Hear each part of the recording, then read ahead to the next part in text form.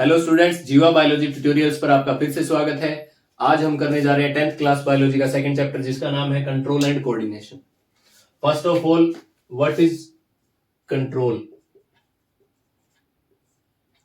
Control means the capacity to regulate something or to start or stop some process.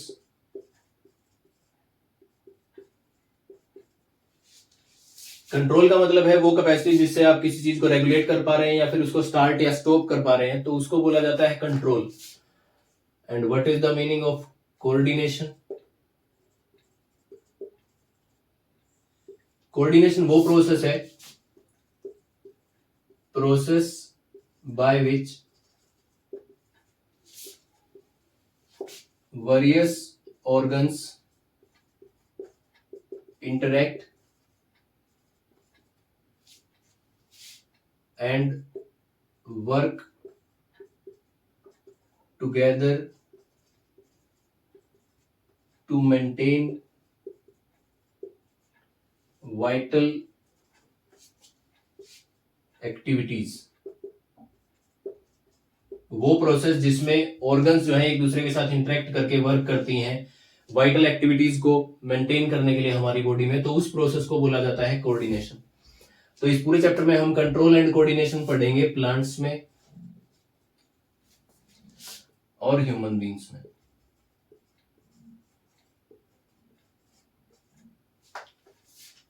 अब plants में control and coordination जो है सिर्फ और सिर्फ केमिकल से होता है। इसका मतलब प्लांट्स के अंदर केमिकल कोऑर्डिनेशन देखा जाता है। इसका मतलब है हॉर्मोन्स से। और ह्यूमन बीइंग्स में है नर्वस सिस्टम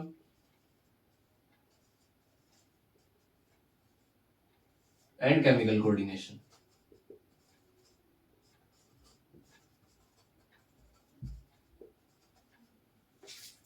हमारे अंदर केमिकल्स भी हेल्प करते हैं, मतलब हॉर्मोन्स भी हेल्प करते हैं, और साथ में नर्वस सिस्टम प्रेजेंट है। तो जितनी भी हमारे पास जो ये फंक्शन करने के लिए या फिर अलग अलग कैपेसिटीज हैं कंट्रोल के लिए या कोऑर्डिनेशन के लिए, इन सबको काम करने के लिए किसी ना किसी अदर स्टिमुलस की जरूरत पड़ती है। स्टिमुलस मींस कोई भी इन्वायरमेंटल चेंज। मतलब अगर बाहर से आपको स्टिमुलस ना मिले तो आप रिस्पॉन्स नहीं कर पाते हैं, जो कि हमारा एक मेन कैरेक्टरिस्टिक है। तो स्टिमुलस का मतलब होता है any environmental change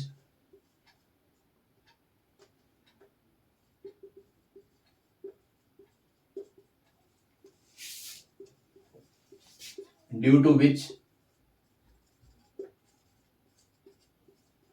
an organism give response।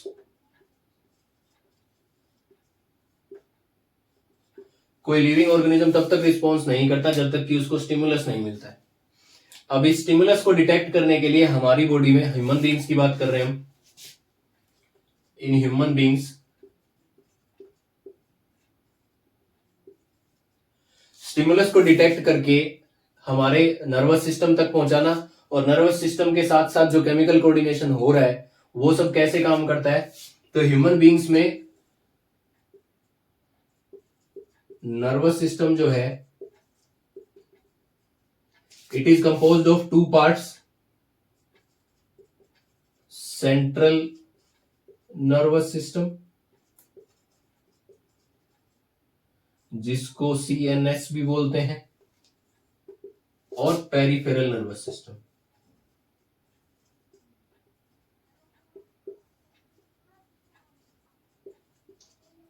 PNS. उसके अलावा जो केमिकल कोऑर्डिनेशन है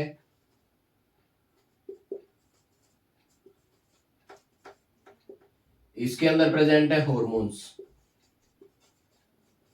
जिनको एंडोक्राइन ग्लैंड्स सिक्रीट करते हैं।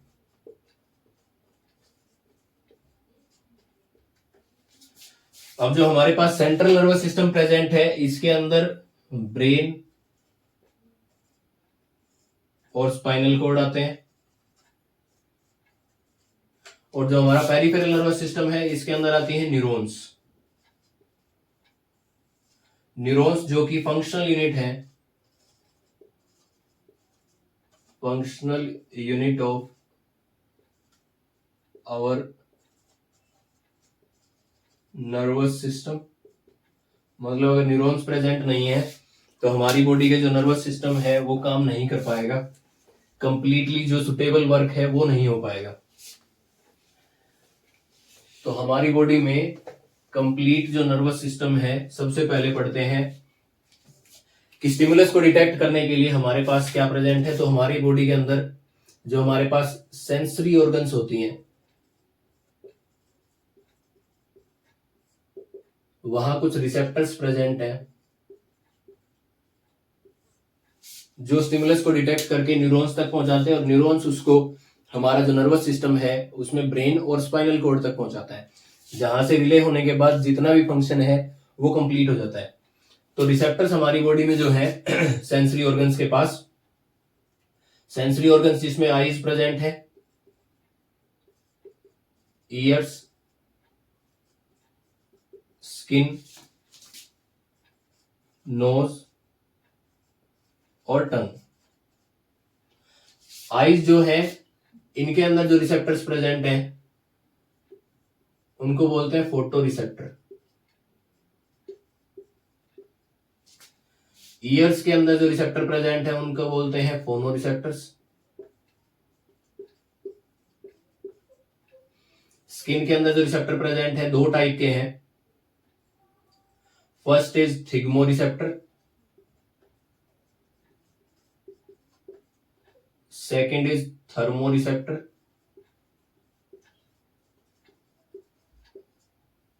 नोज में जो रिसेप्टर प्रेजेंट है उसको बोलते हैं ओल्फैक्टरी रिसेप्टर।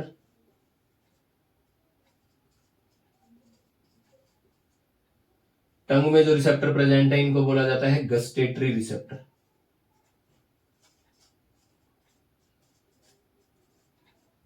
अगर बात करें फंक्शंस की,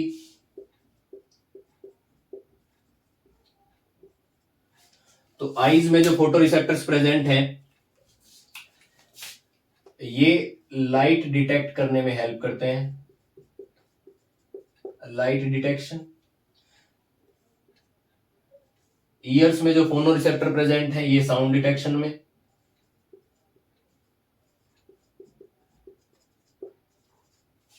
स्किन में जो थिग्मो रिसेप्टर प्रेजेंट है, तो थिग्मो का मतलब होता है टच, तो ये टच को डिटेक्ट करते हैं, टच के लिए सेंसिटिव है।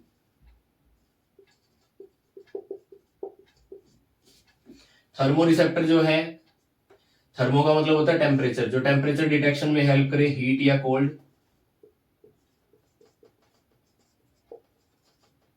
उसके अलावा जो हमने नोज में पढ़े हैं वो है ओल्फैक्टरी रिसेप्टर, जो स्मेल को डिटेक्ट करते हैं।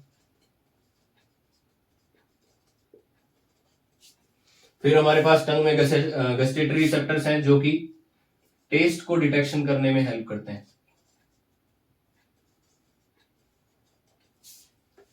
ये जितने भी रिसेप्टर्स हैं ये सेंसरी ऑर्गन्स के पास प्रेजेंट है, और यहां से जो भी सिग्नल जाता है वो जाता है न्यूरॉन्स के जरिए। इन सभी को कैरी करने वाली है न्यूरॉन्स, जो कि सेंस ऑर्गन्स के पास प्रेजेंट है, जिनको सेंसरी न्यूरॉन्स भी बोला जाता है। सेंसरी न्यूरॉन्स इनको ब्रेन तक पहुंचाती हैं, जहां रिले न्यूरॉन्स प्रेजेंट है ब्रेन या फिर स्पाइनल कॉर्ड तक। वहां से वापस लेके आने का काम करती हैं जो थर्ड टाइप की न्यूरॉन है, जिसको बोला जाता है मोटर न्यूरॉन्स। तो नेक्स्ट जो हमारा टॉपिक है उसको पढ़ते हैं न्यूरॉन। न्यूरॉन जो कि हमने पढ़ा है कि हमारी बॉडी में नर्वस सिस्टम की बेसिक स्ट्रक्चरल और फंक्शनल यूनिट है।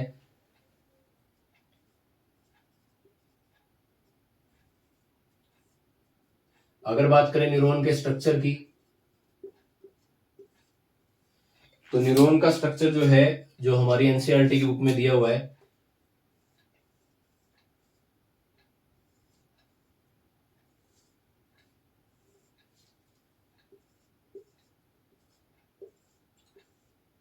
ये एक टिपिकल न्यूरॉन का स्ट्रक्चर है।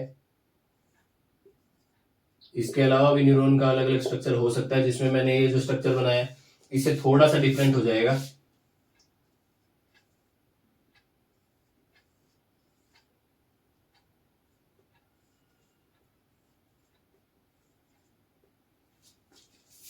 अब न्यूरॉन का जो ये आगे वाला पार्ट है इसको बोलते हैं सेल बॉडी,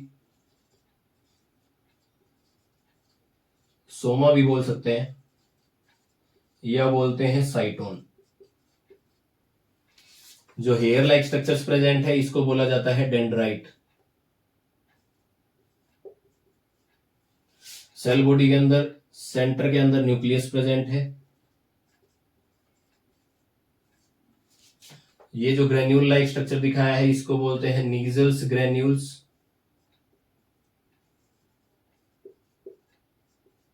जो कि एक्चुअल में राइबोसोम्स हैं जो प्रोटीन बनाने में हेल्प करते हैं।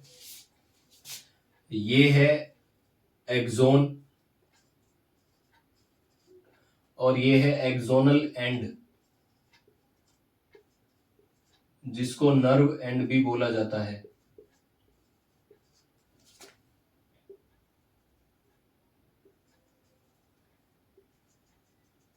अब जो कवरिंग एक्सोन के ऊपर प्रेजेंट है इसको बोलते हैं माइलिन शीथ।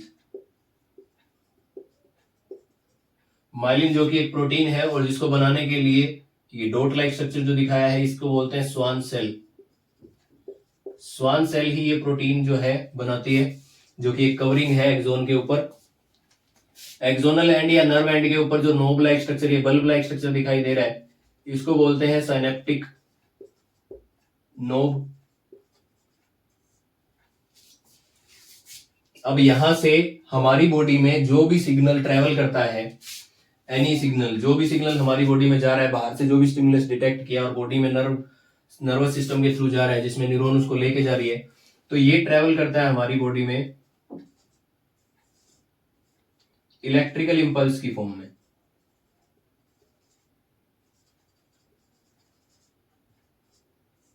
बाहर से जब इसको डिटेक्ट किया जाता है तो ये केमिकल की फॉर्म में होता है, लेकिन जैसे ही इसको डेंड्राइट के पास डिटेक्ट किया जाता है तो डेंड्राइट से होते ही ये इलेक्ट्रिकल इंपल्स की फॉर्म में क्रिएट हो जाता है और यही पूरी न्यूरॉन के अंदर इलेक्ट्रिकल इंपल्स की फॉर्म में रहता है। लास्ट में जैसे ही सिनेप्टिक नोब के पास पहुंचेगा फिर से ये केमिकल में क्रिएट हो जाता है। तो इस इलेक्ट्रिकल इंपल्स जो कि हमारी बॉडी में कैरी कर रहा है, इस इलेक्ट्रिकल इंपल्स को बोला जाता है न्यूरो ट्रांसमीटर। और न्यूरो ट्रांसमीटर का एक कॉमन एग्जांपल हमारे लिए है एसिटोकोलाइन। उसके अलावा हमारे एड्रीनल ग्लैंड जो है, जिसको हमारी बॉडी में इमरजेंसी ग्लैंड भी बोला जाता है, उससे दो हार्मोन सिक्रीट होते हैं, एड्रेलिन हार्मोन और नोर एड्रेलिन हार्मोन। ये दोनों हार्मोन्स भी न्यूरोट्रांसमीटर का काम करते हैं। अब यहाँ जो नीजल्स ग्रेन्यूल्स प्रेजेंट हैं, जो राइबोसोम्स है, वो नर्व सेल के लिए प्रोटीन बनाने का काम करेंगे। जो ये कवरिंग दी गई है, ये कवरिंग इसलिए है ताकि इलेक्ट्रिकल इंपल्स बाहर ना निकले और जो सिग्नल है वो कंप्लीटली हमारे ब्रेन या स्पाइनल कॉर्ड तक पहुंचे। तो हमारे पास जो न्यूरॉन्स है वो 3 टाइप के हैं, सेंसरी न्यूरॉन, रिले न्यूरॉन और मोटर न्यूरॉन। जो सेंसरी न्यूरॉन है ये सेंस ऑर्गन से जो भी सिग्नल मिलता है उसको कैरी करके फॉरवर्ड करती है टुवर्ड्स ब्रेन और स्पाइनल कॉर्ड। सेंसरी ऑर्गन्स से जितना भी सिग्नल को कैरी किया जाता है वो सेंसरी न्यूरॉन्स कैरी करती हैं। उस सिग्नल को कैरी करके फॉरवर्ड कर देती हैं ब्रेन या स्पाइनल कॉर्ड के पास, जहां रिले न्यूरॉन्स प्रेजेंट हैं। रिले न्यूरॉन जो कि उस सिग्नल को फर्दर मोटर न्यूरॉन के पास भेजती हैं और मोटर न्यूरॉन से ये सिग्नल फर्दर आता है इफेक्टर ऑर्गन के पास। तो मोटर न्यूरॉन जो है carry signal from brain to effector organ. Brain से जो सिग्नल मिला रिले न्यूरॉन के जरिए उसको इफेक्टर ऑर्गन तक पहुंचाने का काम करती हैं मोटर न्यूरॉन्स। तो ये आज का हमने फर्स्ट टॉपिक हमारा पढ़ लिया है कंप्लीट इंट्रोडक्शन के साथ कि न्यूरॉन्स क्या होती हैं, उसके अलावा कंट्रोल एंड कोऑर्डिनेशन का क्या मतलब है, साथ में न्यूरॉन का स्ट्रक्चर और 3 टाइप की जो न्यूरॉन्स हमारे अंदर प्रेजेंट है, sensory neurons, relay neuron and motor neuron. मिलते हैं नेक्स्ट लेक्चर के साथ। Thank you.